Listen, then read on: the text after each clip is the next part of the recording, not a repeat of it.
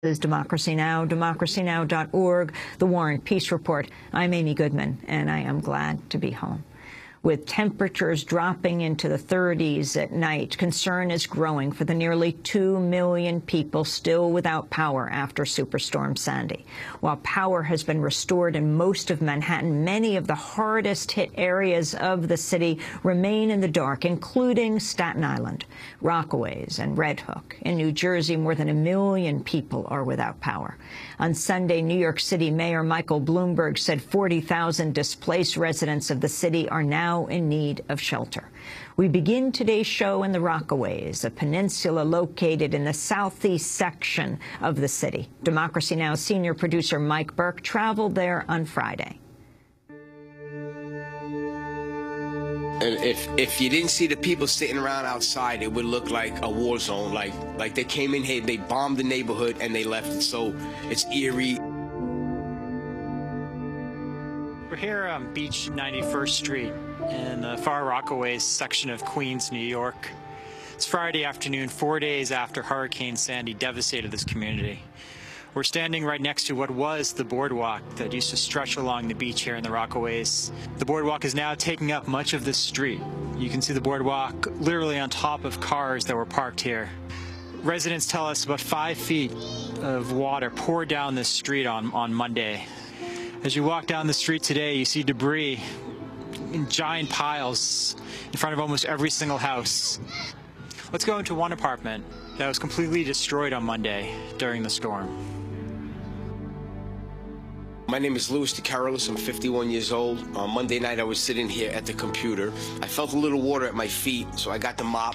I went into the back where my back bedroom is, and the bedroom door was closed. And I didn't know it at the time, but the room apparently had filled up with water. I opened the door, and the water just came and blasted me, bouncing me off the wall. So when it hit me, I ran out this way. I opened up this door, and the backyard had filled up with probably 3.5 feet of water, and that came in. So I was caught in like double whammy from the front and the back. What were your first thoughts when you re-entered your apartment for the first time after the storm? My first thought was, am I going to be able to start all over at my age?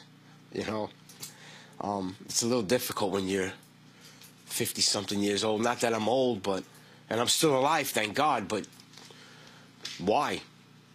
And we need help. We need Red Cross to come around. We need FEMA to come around. A lot of people can't get out of their houses. You got a lot of senior citizens down here that can't get out. My sons, I have 2 sons. Me and my sons, every day we walk from house to house, and we knock on the doors to see if we can get them any water, if they need anything. Do they have the medicine in reach? Are you worried that you're going to see more extreme storms like this going forward? I think this was a long time coming, and maybe it's a wake-up call for us. Will there be more storms? I don't know, probably. After we left Beach 91st Street, we walked east here in Far Rockaways, street after street, block after block, completely devastated by Superstorm Sandy. We're now here at Beach 84th Street, in front of the Haven Ministries. We have heard that the church suffered massive flooding during Hurricane Sandy, and the deacon of the church has offered to give us a tour inside. This is Haven's International Ministries, and my name is Curtis Bolden. I'm a deacon here, and what you're noticing is that the height of the water level is marked all around the wall, and right now I'm standing next to the water markings inside the sanctuary hall in the church, and the water markings are just below my shoulder, and I'm at 6'2". This is about, I'll say about 4'10", about 4 foot 10 inches.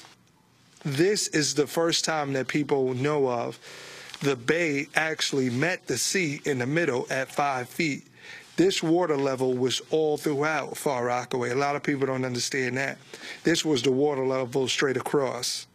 You know, you can still see that the floor is still covered in mud and some water we still have to get out, but there's still no electricity to put a pump. We need generators. So people that aren't familiar with this neighborhood, how would you describe it? Far Rockaway is like a distant island of New York. It's actually still a part of Queens, New York, but it's a remote area, sort of like some people would like to say the stepchild of New York, where it's far out. It's not that easy to get out here by public transportation.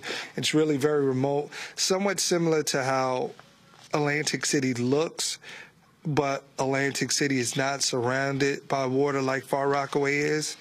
You know, it's going to take a while. We're now outside the Hamel Houses, one of the largest public housing developments in the Rockaways. The National Guard has set up a food and water distribution point, and we're going to talk to some of the folks standing in line. My name is Arena Edwards. This week been really hectic on us, especially the little ones, the ones like Pampers and milk and stuff like that. It's kind of crazy. What message do you have for city officials and Mayor Bloomberg? Help! We need help. Seriously. The most that we need right now is lights. At least you have light you can see. At nighttime, it's pitch black. You can't even see what's in front of you. Stay here with another hour and a half to 2 hours. The whole Far Rockaway is pitch black. They're putting the generators out there on the boulevard, but then when they put the generators in the middle of the projects, we could probably get some light within the apartment off of the generators. My name is Crystal. We standing online because we have no needs, no means to supply for our kids and our family, and this is the only way. We stand online every day, and we get supplies from the Army and the government, and that's about it. How long have you been in line today? Today we've been online for about 2-3 hours, and it's not like we have no other option, so we have to wait. And yesterday it was 4 hours, and the other day it was about 6 hours, and as people who need, we're going to stay out here for 10 hours if we have to supply for our kids. If you had a chance to speak with Mayor Bloomberg, what would you tell him? He needs to just step up. He stepped up a little. He sent us the food and the transportation. So he needs to, you know, step in our shoes and come out here and see us and see what we're going through, just like any other government should do for their community, too. So he needs to come out here instead of sending people out here to just know that, you know, we're not mad at him. There's nothing he could do about it, but he can do more. My name is Pancho, and we getting waters and stuff to support my house. We need more help down here. We need our electricity on. What are we going to do? Last year I left for it. This year I stayed, and I wish I had left this year. How would you describe what this past week was like? It was a disaster. Sad. I really felt like I was the people in South Africa. When it's pitch dark, that's what it actually looks like. When you're walking down these dirt roads and the sands and stuff, that's what it actually looks like.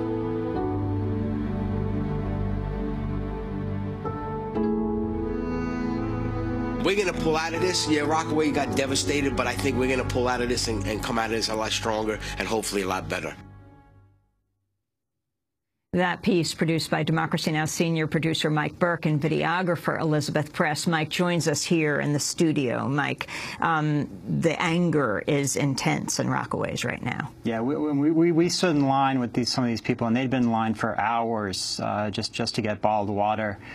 They were asking, you know, where's the Red Cross? Where is the city? And interestingly, we were down there on Friday, and the very next day, Mayor Michael Bloomberg made an unannounced visit to the Rockaways. The press was not notified about the visit, but a New York One reporter happened to see the mayor there and caught a very interesting interaction between the mayor and some local residents. Let's go to that clip.